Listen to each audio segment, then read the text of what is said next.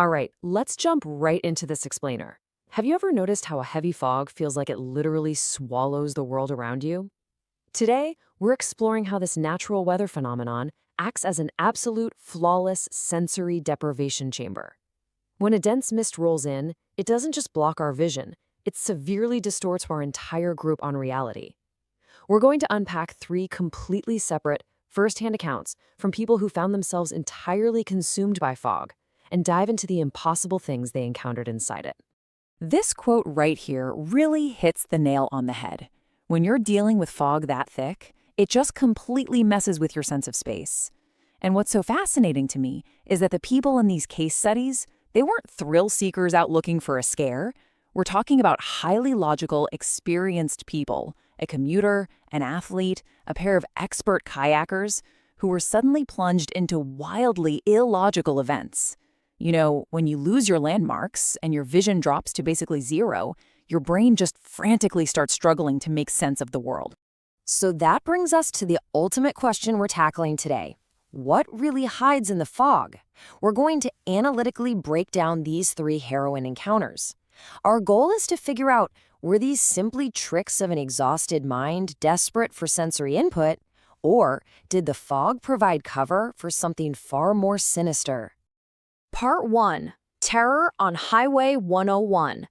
The distortion of space. Picture this. Our first case study drops us onto a desolate, pitch-black stretch of Highway 101 in California.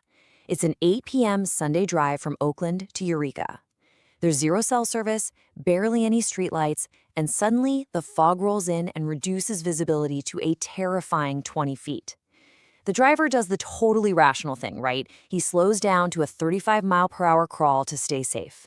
But the second his speed drops, that thick fog immediately begins destroying his spatial awareness. And here is where we see the rapid escalation of the impossible. First, he passes a tall figure just standing dead still on the right shoulder. Okay, strange, but easily written off. But then, a full 10 minutes down this isolated highway with absolutely no cross streets or shortcuts, he passes the identical figure on the left shoulder.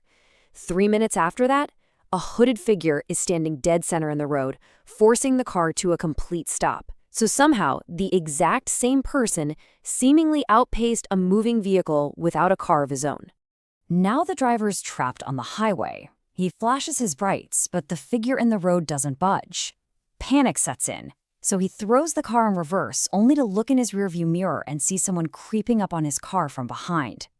He is completely boxed in. He violently swerves into the oncoming lane to escape, but as he passes the front figure, he suffers a jarring collision from the rear. He later recalled hearing this awful crunching sound, like metal on metal that jolted the entire back end of his car. He immediately checks his mirrors, but there's absolutely nothing behind him. No car, no people, nothing. He speeds off to safety. Now, initially, the driver tried to rationalize all of this as exhaustion-induced hallucinations. 4 hours of driving into a gray void can definitely cause highway hypnosis. But as we transition to our next case, I want you to keep that physical collision, that crunching metal, firmly in the back of your mind. Part 2, the endless forest loop, the distortion of time. We're shifting gears from a claustrophobic highway to a hometown forest trail. This time, our subject is a college senior on his daily fitness routine.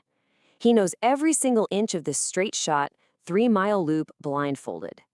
He sets out wearing a Garmin GPS watch, into a fog he describes as looking totally fake, almost like an ambient video game where everything past 30 feet just dissolves into haze. But he pushes into the woods anyway, knowing there are no diverging paths to get lost on. But 3.1 miles is where the physics of the environment completely break down. The entire loop, from his house and back, is exactly 3 miles. At that mark, he should have been standing squarely in his driveway. Instead, he's still entirely trapped deep inside the woods. Confused, he stops running, but his Garmin GPS just keeps ticking up to 3.1 miles, even while he is standing perfectly still. The fog had completely shattered the normal rules of time and distance. Realizing something is deeply, deeply wrong, he decides the smartest move is to just turn around and run back the exact way he came. But about a mile into his retreat, the dead silence of the woods is broken. He hears this unearthly wavering sound, a low, fluctuating drone that swelled and dipped, almost like a human siren. And the most terrifying part? No matter how fast he sprinted through that blinding mist, the sound perfectly matched his pace, staying right on his heels. He finally breaks free of the tree line, nearly vomiting from sheer exhaustion, and reaches the street. He turns around to look back into the dense fog of the woods, and there it is, an impossibly tall, dark silhouette gently swaying at the trailhead. He estimated it to be at least 7 feet tall, just standing right there in the mist, watching him. So what was actually waiting in those woods? Naturally, his parents tried to comfort him, explaining it away as just a tall person playing a nasty prank on the trail. But for an analytical thinker, that just doesn't fly. A simple prank absolutely does not explain how a person could perfectly match a runner's dead sprint while simultaneously projecting a loud, continuous, fluctuating siren noise. And it definitely doesn't explain the glitching GPS data that had him running miles longer than the physical trail actually existed. Part 3. The Phantom of Alapa Bay. Impossible physics. For our final case study, we're taking to the water, where the fog seemingly breaks the laws of physics altogether. Two experienced kayakers, our narrator and his guide, Edwin, head out into a sprawling tidal estuary in Willapa Bay, Washington. The morning fog is extremely thick. They're using paddles, right? But suddenly, through the mist, they hear the distinct, heavy, rhythmic splash of oars nearby. Edwin yells out to avoid a collision, but when they get zero response from a boat just 100 feet away, the tension heavily spikes. Let's look at this timeline, because the logistics of their morning are terrifying. At 9 a.m., they first hear the unseen oars. For the next 20 minutes, as they frantically paddle to get away, the unseen rowing pace never changes. It's just relentlessly stalking them. Finally, a 3-second break in the fog reveals a dark wooden rowboat. They instantly beeline for the shore.